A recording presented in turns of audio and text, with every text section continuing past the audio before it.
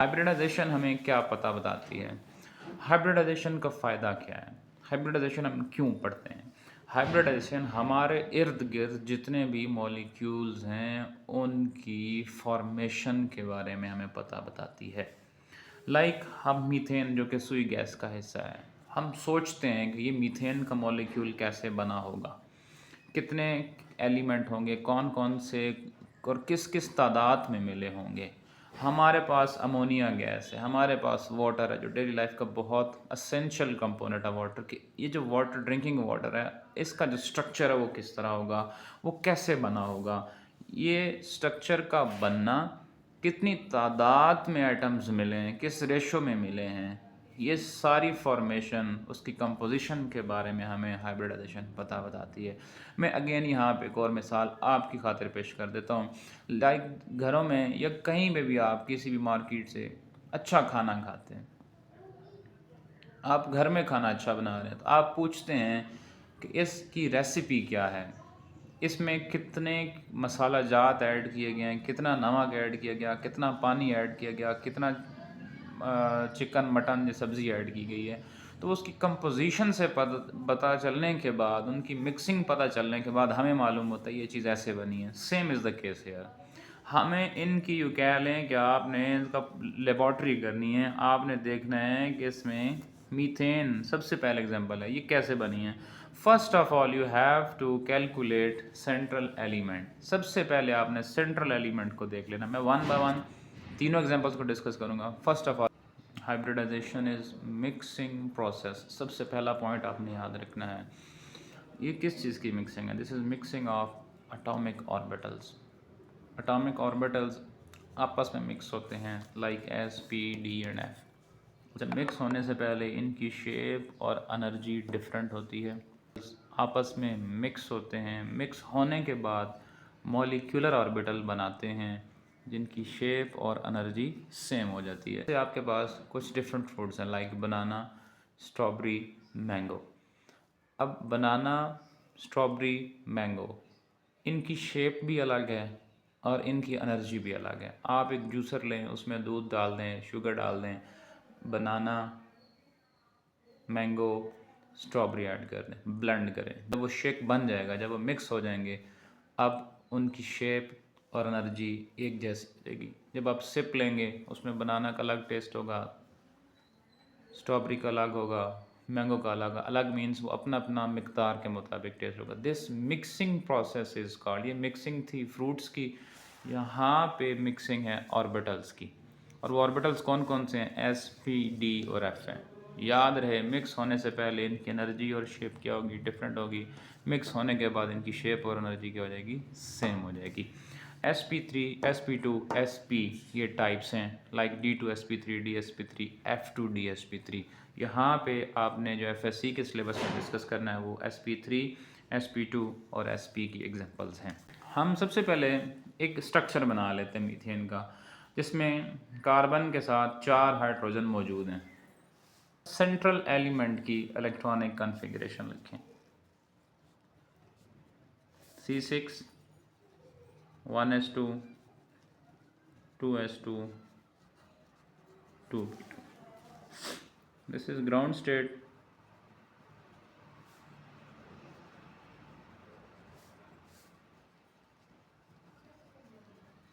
याद रखिएगा, जो p ऑर्बिटल होता है ये तीन में स्प्लिट हो जाता है, px, py, pz। यहाँ पे p में 2 इलेक्ट्रॉन्स हैं, तो पहला इलेक्ट्रॉन x में आ जाएगा, दूसरा इलेक्ट्रॉन y में आ जाएगा और z एम्प्टी रह जाएगा। जो फर्स्ट टाइम इस चीज़ को पढ़ रहे हैं, मैं आपको इलेक्ट्रॉनिक कॉन्फ़िगरेशन के बारे में बता दूं। ये जो नंबर्स पीछे लगे हुए होते हैं, s से पहले, इस s से पहले, p से पहले, ये इनका शेल नंबर होता है। यहाँ पे अगर आप देखें तो 1s2 का क्या मतलब है? पहला शेल है और उसमें 2 इलेक्ट्रॉन्स हैं, दिस इज़ k। अब 2 इन दोनों के साथ लगा हुआ है, s और p ये दोनों दूसरे शेल में मौजूद हैं। p में भी 2 इलेक्ट्रॉन्स हैं और s में भी 2 इलेक्ट्रॉन हैं। 2 + 2 4, दिस इज सेकंड शेल। और यहाँ कार्बन के वैलेंस शेल में 4 इलेक्ट्रॉन हैं, वो 4 इलेक्ट्रॉन यहाँ पे मौजूद है। अब ये सेकंड शेल है, इसमें 4 इलेक्ट्रॉन हैं, वो कहाँ कहाँ से आ गए हैं, वो S में मौजूद हैं और किस में मौजूद हैं, P में मौजूद हैं। अब उस S और P को तो हमने यहाँ पे लिखा, this is K shell and this is L shell. अब देखिए हम इसको और आसान करते हैं। बॉन्ड हमेशा बाहर वाले शेल से बनता है, अंदर वाला शेल पार्टिसिपेट नहीं करेगा। अब S में 2 इलेक्ट्रॉन्स हैं और ये 1s याद रहे, इसमें बिल्कुल शामिल ही नहीं होगा बिकॉज इनर शेल के इलेक्ट्रॉन बॉन्डिंग में हिस्सा नहीं लेते। VBT एक लफ्ज़ बोल रहा हूँ, valence bond theory, valence electron हमेशा बॉन्डिंग में हिस्सा लेते हैं। अच्छा, अब S में 2 इलेक्ट्रॉन्स हैं तो P कितने में स्प्लिट हो गया, 3 में, PX, PY एंड PZ। चूँकि P में 2 इलेक्ट्रॉन्स हैं तो एक इलेक्ट्रॉन X में आ जाएगा, एक इलेक्ट्रॉन Y में आ जाएगा और Z जो है वो हमेशा एम्प्टी रहेगा। अब ग्राउंड स्टेट से हमने क्या करना है, we will move toward excited state. Excited state में क्या होगा, ये 1s 2 इट इज़ रहेगा, ये 2 का मतलब है सेकंड शेल और इस 2 का मतलब ये सेकंड शेल। यहाँ से एक इलेक्ट्रॉन एक्साइट होके एम्प्टी PZ में चला जाएगा, this will become 2s1 PX1 PY1 and PZ1। तो ये देखिए इन चारों में इलेक्ट्रॉन्स की तादाद क्या हो गई, इक्वल हो गई। अब मैं इसी चीज़ को वापस डेफिनेशन की तरफ लेके आना चाहता हूँ। हमने कहा था कि एटॉमिक ऑर्बिटल्स होते हैं जिनकी शेप और एनर्जी डिफरेंट। चेक कीजिए यहाँ पे इसमें 2 इलेक्ट्रॉन हैं, इसमें 1 1 और 0। इन चारों को अगर देखा जाए यहाँ पे 0 इलेक्ट्रॉन नहीं है, एक इलेक्ट्रॉन है, एक इलेक्ट्रॉन है यहाँ, तो इनकी एनर्जी क्या है, डिफरेंट है। अब जब इन्होंने आपस में ये सारा बैलेंस कर लिया, अब इनकी एनर्जी क्या हो गई, सेम हो गई। अब रह गया मसला मिक्सिंग का। दिस इज़, ये एक S है, A और 3 P हैं, इसलिए हम इसे क्या लिखेंगे, दिस इज़ बिकम sp3। जब देखें मैंने मिसाल दी थी, जब शेक बनता है तो फिर एक फ्रूट का तस्वर ख़त्म हो जाता है कि ये सिर्फ बनाना पड़ा हुआ है, नो, या सिर्फ मैंगो पड़ा हुआ है, या सिर्फ स्ट्रॉबेरी, नहीं। जब वो मिक्स हो गए अब क्या कहलाएगा, शेक कहलाएगा। अब जब ये मिक्स हो जाएंगे तो इनकी अपनी शनाख्त ख़त्म हो जाएगी और ये sp3 बन जाएंगे। अब मैंने इनके इलेक्ट्रॉन्स तो ड्रॉ कर दिए, मैं इसी चीज़ को आपके सामने दोबारा बनाने की कोशिश करता हूँ। I will draw here an arrow to represent the energy. इस जगह पे आ रहा हूँ, S में 2 इलेक्ट्रॉन थे तो इसकी एनर्जी हाई थी। उसके बाद PX और PY में एक एक इलेक्ट्रॉन है, एक है 2 से कम है, S से नीचे आएगा और ये आपस में बराबर आएंगे। क्योंकि 2 होते तो इसके बराबर लिख देता, 1 है तो नीचे लिखा 1 के सामने, और कौन था, Y वाला था, और Z क्या आ जाएगा, 0। तो ये आपके पास देख लें, अब बड़ा एनर्जी बढ़, सबसे कम एनर्जी 0 की यानी कि खाली है, फिर ज़्यादा एनर्जी किसकी है, PX और PY की, और उससे ज़्यादा किसकी है, S की है। अब जब इलेक्ट्रॉन शिफ्ट हो जाएंगे, यहाँ से एक इलेक्ट्रॉन PZ में आएगा जो यहाँ पे भी शो किया गया, तो S में भी एक इलेक्ट्रॉन आ जाएगा, PX में भी एक आ जाएगा, PY में भी एक आ जाएगा और PZ में भी एक आ जाएगा। देखें ये चारों एक लेवल पे आ गए हैं तो इनकी एनर्जी क्या हो गई है, सेम हो गई है। अब ये चारों यहाँ पे आके मिलेंगे। अब मुझे पता चल गया कि मैंने किस किस को मिलाना है, S को मिलाना है, PX को मिलाना है, PY को मिलाना है और PZ को मिलाना है। अब मैं इनकी शेप्स ड्रॉ।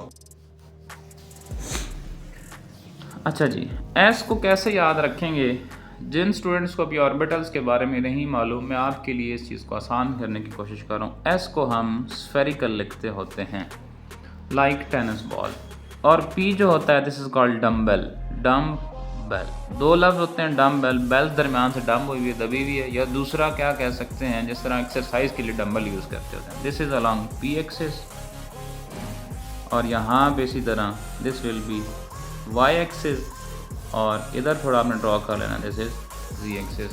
मैं आपके लिए फिर एक और आसान बात कर देता हूँ, अगर किसी स्टूडेंट को इतनी बात भी समझ नहीं आई तो हम मैथमेटिकली 8 लिखते होते हैं। तो ये आप 8 अलॉन्ग X एक्सिस लिख लें, ये 8 अलॉन्ग Y एक्सिस लिख लें, और ये 8 अलॉन्ग Z एक्सिस लिख लें। This is S, this is PX, this is PY and this is PZ। Students बहुत सादा सी बात, मुझे आपका इंटरेस्ट चाहिए। मैं एक बात आपको कहता हूँ, जब आप 3 फ्रूट्स मिलाएंगे ना, जब आपने शेक बनाना है 3 फ्रूट्स मिलाएंगे तो जायका भी 3 का ही आएगा। जब आप 4 मिलाएंगे तो जायका भी 4 का आएगा। अब यहाँ पे देखिए ऑर्बिटल्स कितने बन रहे हैं। ये वो एटॉमिक ऑर्बिटल्स हैं, ये वो एटॉमिक ऑर्बिटल, इसकी सर्कल शेप है, इसकी डंबल है। ये एक्स एक्सिस पे है, इसके वाई और जी पे कुछ भी नहीं है। ये वाई पे है, इसके एक्स और जी पे कुछ नहीं है। ये जी पे है, इसके एक्स और वाई में कुछ नहीं है। ये वो शेप्स हैं जो डिफरेंट हैं। अब जब ये मिक्स हो जाएंगी तो इनकी शेप्स और एनर्जी क्या हो जाएंगी, सेम हो जाएंगी। अब इससे आगे मैंने कितने लूप्स बनाने हैं, मुझे कहाँ से पता चलेगा, यहाँ से पता चलेगा। ये 1 2 3 4, यहाँ पे 4 ऑर्बिटल मिल रहे हैं। लाइक 4 फ्रूट्स डालेंगे तो टेस्ट भी कितनों का आएगा, 4 का आएगा। तो 4 ये एटॉमिक ऑर्बिटल्स हैं, तो मॉलिक्यूलर ऑर्बिटल भी 4 ही बनेंगे।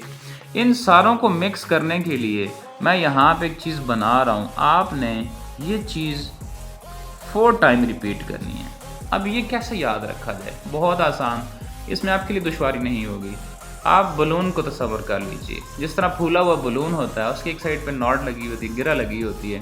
तो ये छोटा सा पोर्शन वो है जहाँ हवा नहीं, और ये वो पोर्शन जहाँ पे हवा है। This is molecular orbital. मैंने वो लूप बनाना, यहाँ पे मैंने डॉट लगा लिया। डॉट रिप्रेजेंट कर रहा है कार्बन को। ये पहला लूप आ गया, ये दूसरा लूप आ गया, ये तीसरा लूप आ गया, और ये चौथा लूप आ गया। मैं इसकी डायरेक्शन ये बाहर की जाने फैल रही है, सेंटर की जाने भी ख़त्म हो रहे हैं। वो जो छोटे लूप है ना, वो इसकी बैक साइड पे तीनों आ जाएंगे, नज़र नहीं आते। तो ये वो एक एस का इलेक्ट्रॉन, ये पी एक्स का इलेक्ट्रॉन, ये वाई का इलेक्ट्रॉन, और ये जी का इलेक्ट्रॉन। ये वो 4 इलेक्ट्रॉन है जो यहाँ पे आप ये कार्बन को भी शो कर रहे हैं। याद रहे, अब आप इसको s p x p y और पी जी नहीं कह सकते, बिकॉज ये मिक्स हो गए हैं। और अब इनका नाम क्या है, ये भी sp3, ये भी sp3, sp3 और sp3। तो यूं कह लें कि आपने ये कार्बन के साथ ये जो 4 ये वाले बॉन्ड्स हैं ना, ये आपने इस फॉर्म में बना लिए हैं। अब देखें कार्बन का आगे बॉन्ड किसके साथ है, हाइड्रोजन के साथ है। हाइड्रोजन की इलेक्ट्रॉनिक कन्फिगरेशन लिखे 1s1, और s की शेप क्या होती है, स्फेरिकल। तो अब हम क्या करेंगे, यही जो लूप है आपके पास, दिस इज 1 2 3 4, ये मैं आपके सामने बना रहा हूँ तो आपकी प्रैक्टिस हो जाए। यहाँ पे this sp3 sp3 sp3 sp3, यहाँ पे this is h, this is h h and h। आप देखो ये आपके पास कौन सा ऑर्बिटल है, मॉलिक्यूलर ऑर्बिटल sp3, और ये कौन सा है, s। सिमिलरली ये क्या आपके पास होगा, this is sp3, this is s, sp3 s, यहाँ पे क्या आएगा sp3, ये क्या आ जाएगा s। डन।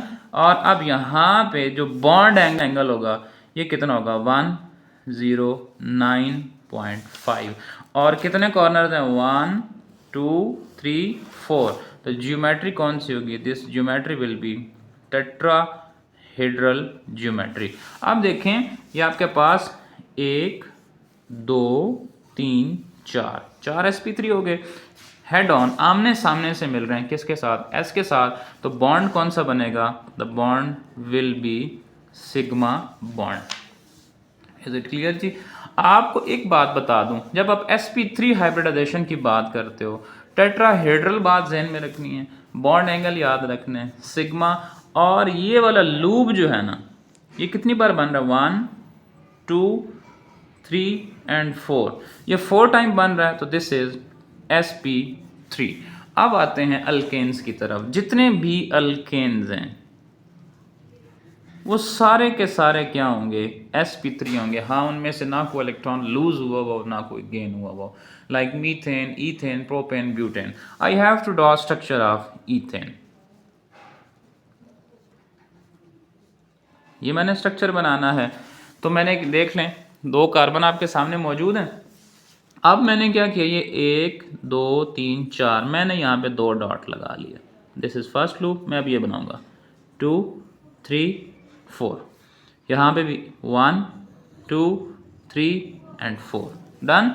यानी कि ये मैंने स्ट्रक्चर सेंटर वाला सीधा कर लिया। साइड पे क्या है, H H, और ये सारे H आ जाएंगे। अब देखो ये दोनों बॉन्ड आमने सामने से बन रहे हैं, ये दोनों ऑर्बिटल सामने से बन रहे हैं, ये सामने से बन रहे हैं। तो ये हेड ऑन ओवरलैप होता है। इसे क्या कहते हैं? Head on overlap. ये आमने सामने से देखो मिल रहे हैं, ये वाला भी आमने सामने से, जैसे दो गाड़ियां टकराती हैं, दो बंदे टकरा जाते हैं, कोलिजन बिल्कुल आमने सामने से हो रहा है। This is called head on overlap. और हेड ऑन ओवरलैप के रिजल्ट पे हमेशा क्या बनता है? सिग्मा बॉन्ड बनता है। Sigma bond is very strong bond, इसलिए ये बॉन्ड बहुत मजबूत है, इसको तोड़ना बहुत मुश्किल है। हाई टेम्परेचर, प्रेशर, कैटलिस्ट चाहिए होगा। That's why alkanes are called paraffins.